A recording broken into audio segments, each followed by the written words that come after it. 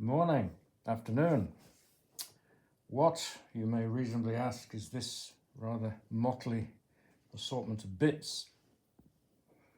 The sharper amongst you will see it's a model diesel engine, compression ignition diesel engine,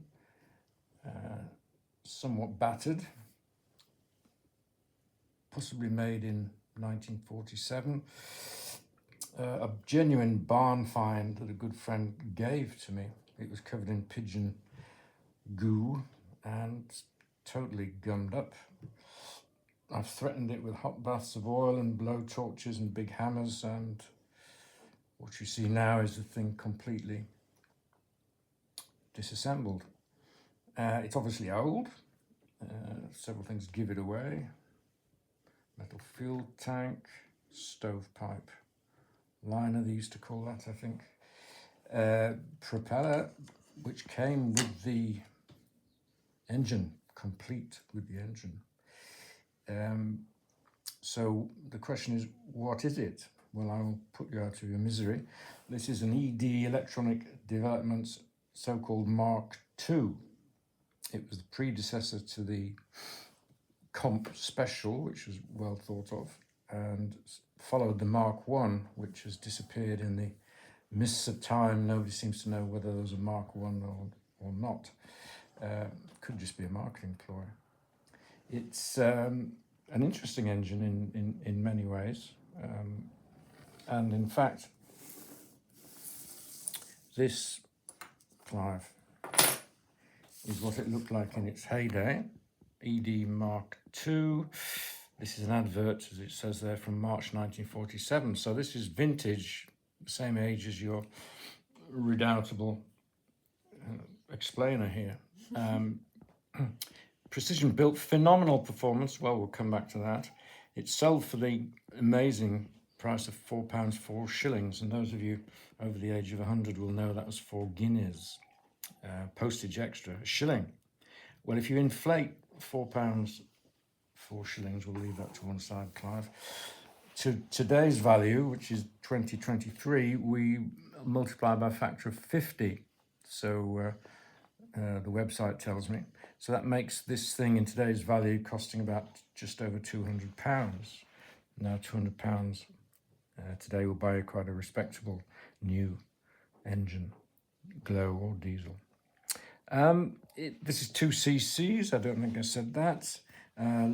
Long stroke, obviously, looking at that, long stroke engine.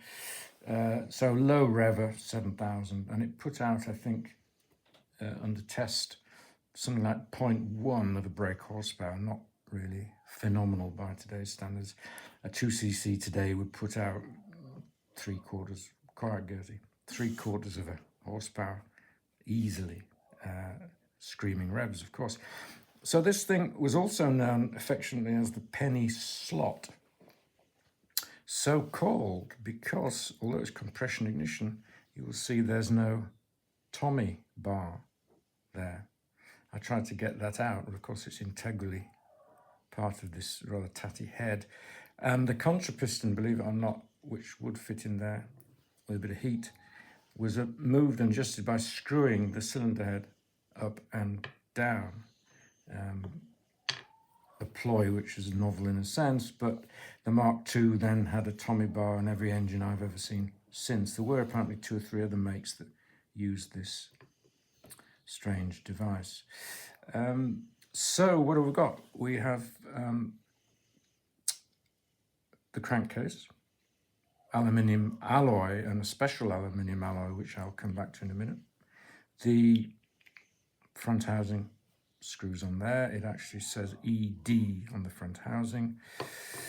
The crankshaft is a nice fit actually for a plain bearing engine. Nice tight fit. Has an interesting oil passage there which goes down through the housing onto the crankshaft at the front. A very short crank web, which again we will come back to. That's important. But it's a good fit, nice fit. The crank case is aluminium alloy and stamped on there, made in England. Remember that. and it's stamped on there, tested. So Fred must have taken one out of a box of 100 and tried it out. There's a serial number there, which is C66/8. I think it's an 8. Now, ED employed these serial numbers that were basically nicked from the German Enigma code, so you can't crack it at all unless you read Adrian Duncan, who has a 10-page article on ED serial numbers, and even then I think he's got bits of it wrong, but never mind. This partly cut away housing for the cylinder liner betrays that it's a second variant of the Mark II. There were several variants made over a very short period of time. In fact, I think they brought out 3 variants before they released the actual engine. But that cutaway there identifies it, room for the conrod either side. Long stroke, as we say. You wouldn't see a piston like that anymore in a new engine. It'd be about half that height. And interestingly, can you see that, Clive? There's a little cutaway step on the piston. Now that was, yes you can, that was novel, and they nicked that idea, allegedly, Millard, from Mills 1.3, which had a notch there. Makes for more efficient scavenging. There was no such thing as sub-piston induction, so the piston didn't clear the bottom of the exhaust port there. But the second comp special that arose out of this did. There's a wee bit of sub-piston induction. Ghastly habit, but there we are. I applied a bit of heat to this engine, and sadly, the exhaust stubs, I think you might call those, fell off, as did the soldered joint for the Venturi intake side port engine. That fell off, but that can be remedied. The guys who soldered this must have been pretty good, because you could presumably get it into the bore if you weren't careful, which wouldn't make for a very happy engine. That's a transfer passage there. Mr. Schnurler looks at it and says, well, we'll have 3 of them. So, cylinder liner. Contra piston goes in there. That took a bit of getting out, I can tell you. Needle valve goes in there. Fuel tank, that would be what? Ooh, that might be 5 cc, 5 mil. Little cover for that. And look, a cutoff, fuel cutoff. I presume that works. As I said, this was totally solid.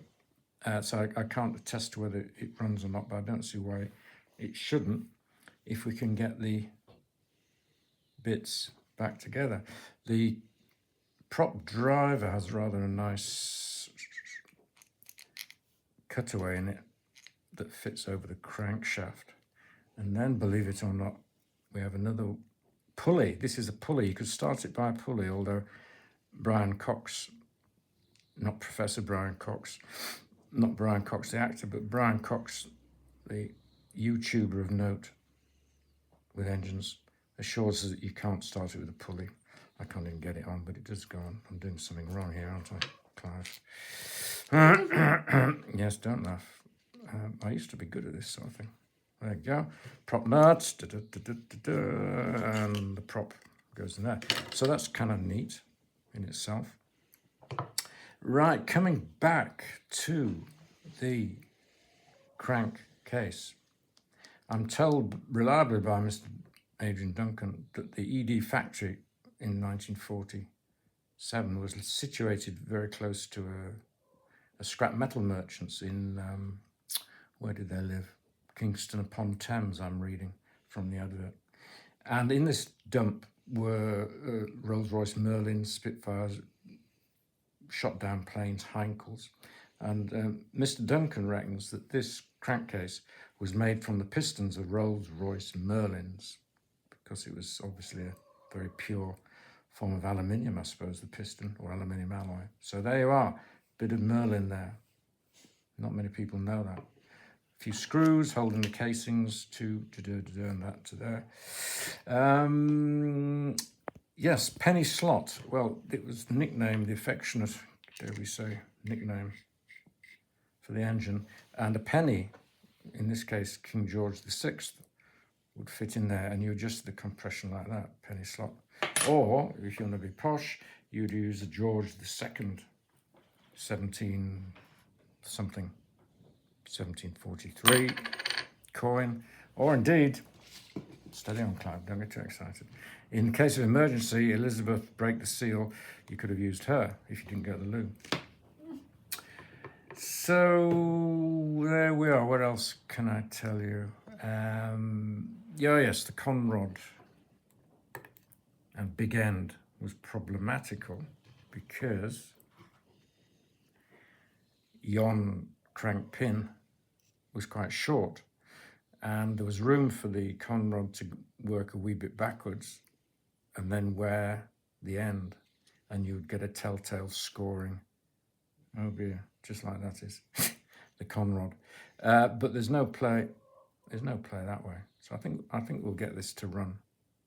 Brian Cox has a good video of one of his running, as does Juan Garcia Gonzalez in Spain.